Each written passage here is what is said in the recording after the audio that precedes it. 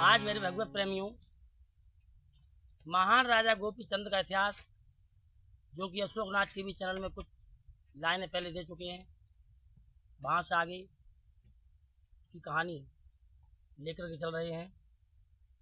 एक दिन की बात, महाराज गोपीचंद की बड़ी रानी है रतन कुमार, पलंग पर सो रही थी। एक विलक्षण कहानी बनी। कैसे? अरे बरनो नव इतिहास, सुनो तुम खास चरित्र बखानी। अरे एक दिन सुख की नींद रे सोए गई पंचो रानी।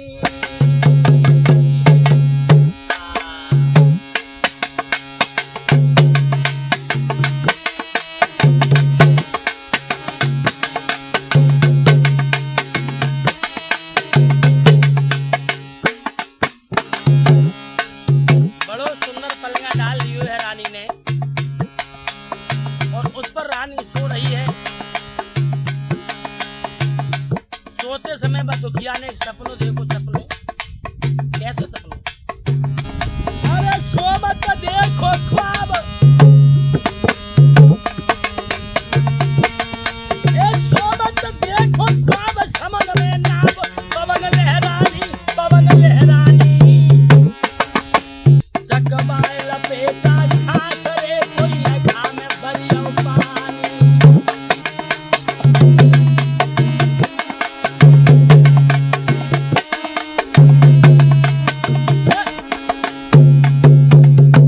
एक दिन की बात है, रानी रतन कुमार पलंग पर सो रही थी। सोते समय रानी ने सपना देखा। क्या सपना देखा? कि मैं एक नाव में बैठी हूँ और वो नाव समुद्र में जा रही है। एकदम से जब बीच धार में वो नाव पहुंची तो इतना विलक्षण तूफान आया, इतना विलक्षण तूफान आया कि नाव डूबने लगी। और ये सपना हुआ तो रानी बहुत व्याकुल हो गई। सपने में रानी व्याकुल हुई और एकदम से ये सपना खत्म हुआ। और दूसरा क्या सपना देखा? एक बात गजब होने की है, कि भर गई रोने की है।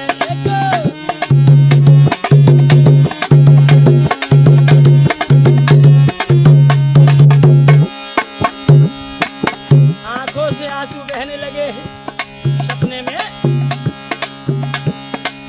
और नथ टूट गई सोने की है, जो बनी हथी कोने की है भैया।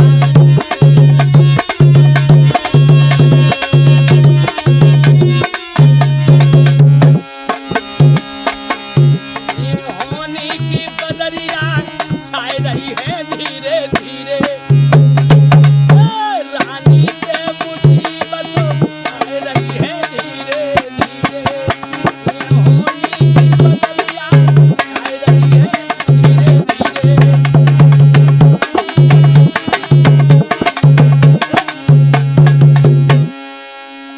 मेरे श्रोता बंधुओं, जो ये सपना देखा है रानी रतन कुमार ने, उसको ये मालूम पड़ा कि पूरा आंगन घूमने लगा। एकदम से उठ करके बैठ गई और दिल की धुक-धुकी चलने लगी। नथुनियाँ टूट गई थी जो कि गोने में बन करके आई थी, और सोचने लगी इतना बुरा सपना मैंने क्यों देखा है। मेरे आंगन में कौन सी मुसीबत आने वाली है, मेरे जीवन में कौन सी घटना घटने वाली है। और बांदी को बुला करके कहने लगी, ओ बहना इधर आ, मेरे जरूरी काम कर दे बहना। बोली है रानी, अरे बांदी लही बुलाए, कहीं समझाए चली निकजारी।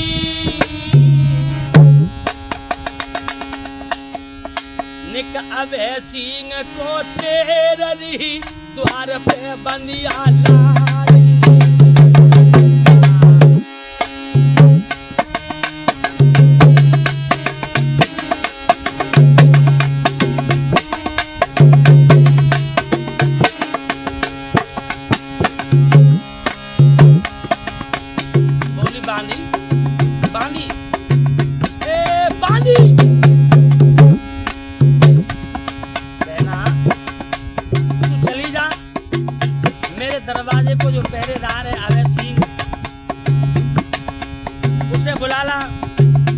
मोहन बहुत जल्दी कर, वरना मैं मर जाऊंगी।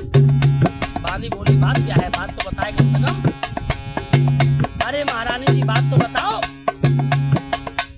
बोली बांदी बात मैं तुम्हें नहीं बताऊंगी,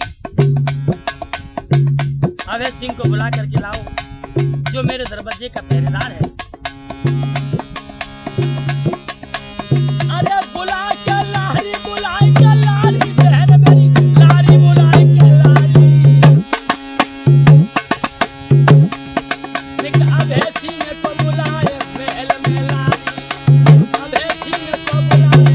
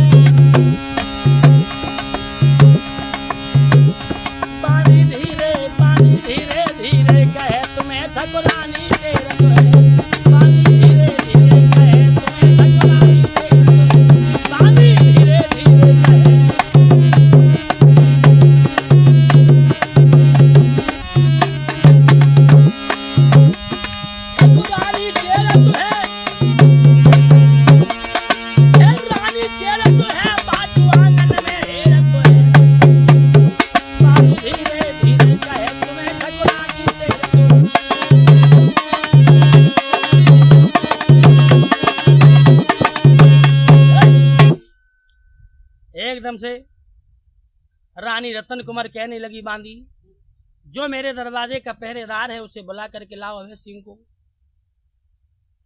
आज बांदी चल करके अभय सिंह के पास पहुंची और बोले भैया भैया तुम्हें महारानी जी ने आंगन में बुलाओ है, न जाने क्या गजब होने वाला है। महारानी रो रही हैं और तुम्हें बुला रही हैं। आज दरवाजे का द्वारपाल हाथ में नंगी तलवार लेकर के आया और बोला महारानी।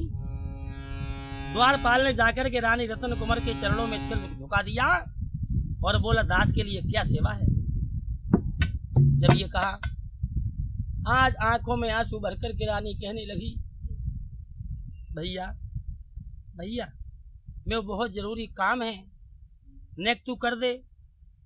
कौन सा काम है? बोली है रानी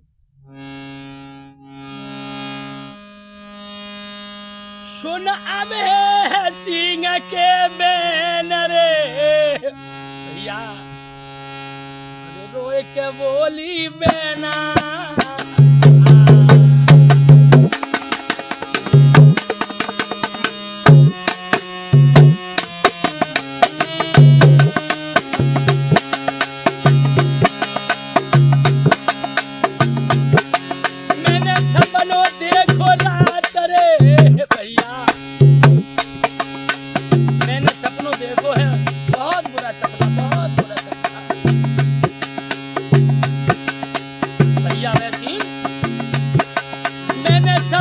देखो रात रे चैनो अरे परेना।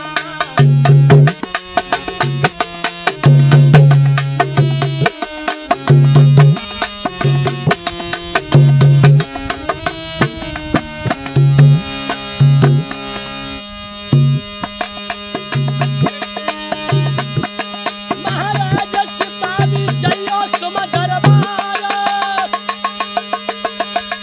ए लियो पिया बुलाए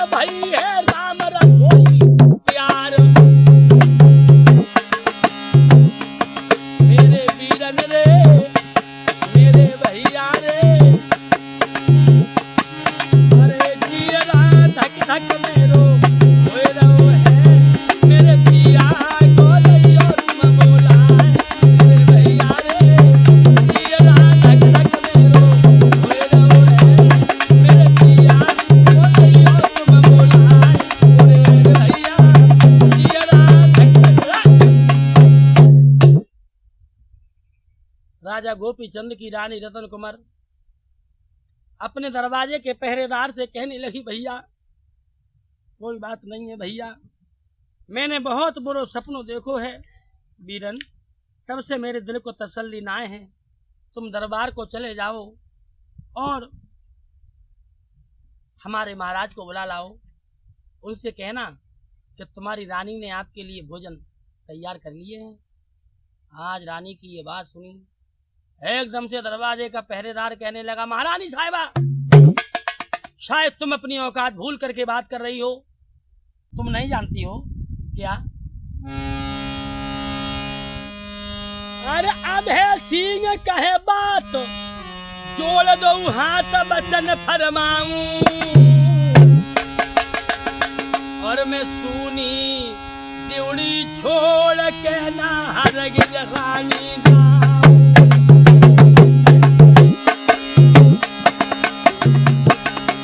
नहीं नहीं नहीं,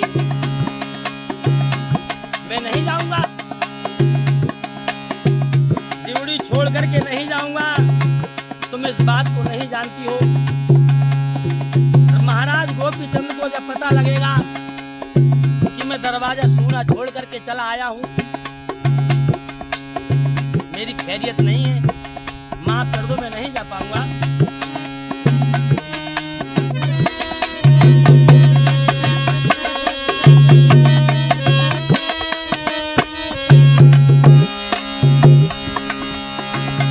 महारानी जी, अरे धूप होए नाराज, बिगड़ है काज, सब समझाऊं तो समझाऊं,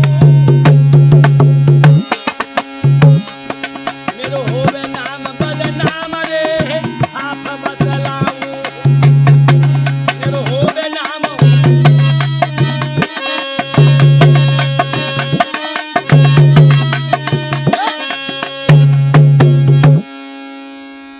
बोला, माफ कीजिए, माफ कीजिए, अगर मैं सिवनी दिवड़ी छोड़ करके चला गया राजा गोपीचंद को लेवाने, तो राजा बहुत गुस्सा में होंगे और ये कहेंगे कि तूने मेरी रानी का दरवाजा सूना कैसे छोड़ा है, मेरी बदनामी हो जाएगी।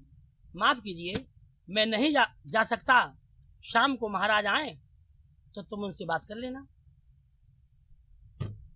एकदम से कहने लगी, भैया भैया, क्या तुम्हें छोटो से काम नहीं कर सका? तुम्हें चला जा। अभय सिंह पहरेदार कहने लगा, अगर मैं चला गया तो महाराज दफ्तर से मेरा नाम भी काट सकते हैं और मेरे बच्चे भूखे मर जाएंगे, महाराज मुझे नौकरी से निकाल देंगे। एकदम से रानी कान लगी, भैया भैया तू चिंता मत कर, अगर मेरे पिया तो नौकरी से निकालो देंगे तो मैं कहा करूँगी? बोले, कहा करूँगी, मैं तो घर बैठे नौकरी दूंगी, और अगर उन्होंने नौकरी से ना निकालो तो मैं तो पहरेदार ना रहने दूंगी। बोलिए रानी। अरे तेरी दूनी तलब कराए देंगी, तो सूबेदार बनाए देंगी।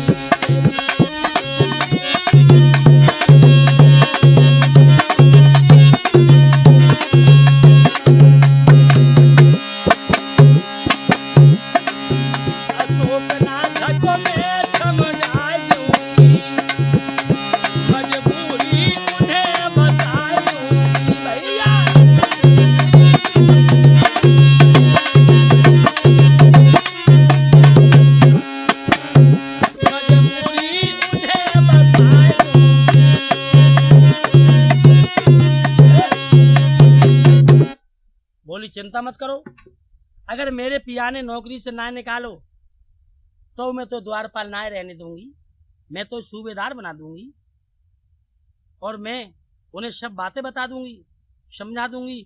लेकिन तू चलो जा मेरे वीरन, मैं छोटों से जो काम कर दे। एकदम से कहने लगा, महारानी जी मैं जा तो रहा हूँ, माफ कीजिए, अगर मेरे बच्चों के ऊपर कोई नौबत आ गई तो उसकी जिम्मेदार तुम होगी। रानी कहने लगी, हाँ मेरी जिम्मेदारी है, आप चले जाओ। आज अभय सिंह राजा गोपीचंद की कचहरी के लिए चला है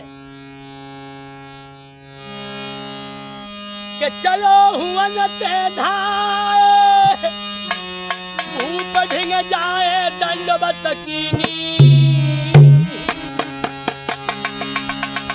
अरे जो रानी ने आए कही रे के बात बताए सब दी।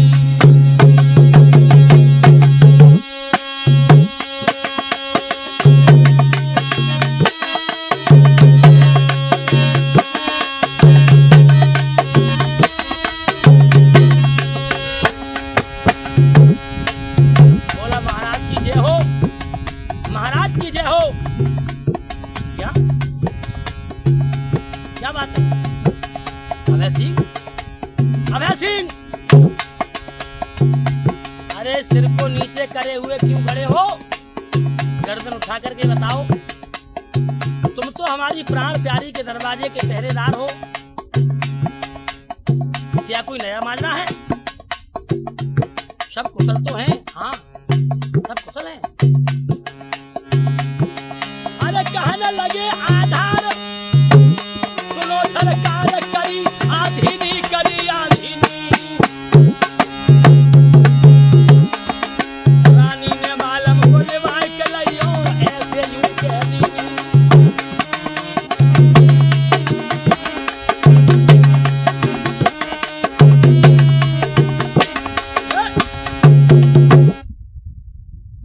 बोले अच्छा ये बात है? बोला महाराज आपकी महारानी जी ने कहा है कि भोजन तैयार है और आपको बुलाया है। अच्छा, अरे बरखास्त कचहरी कीनी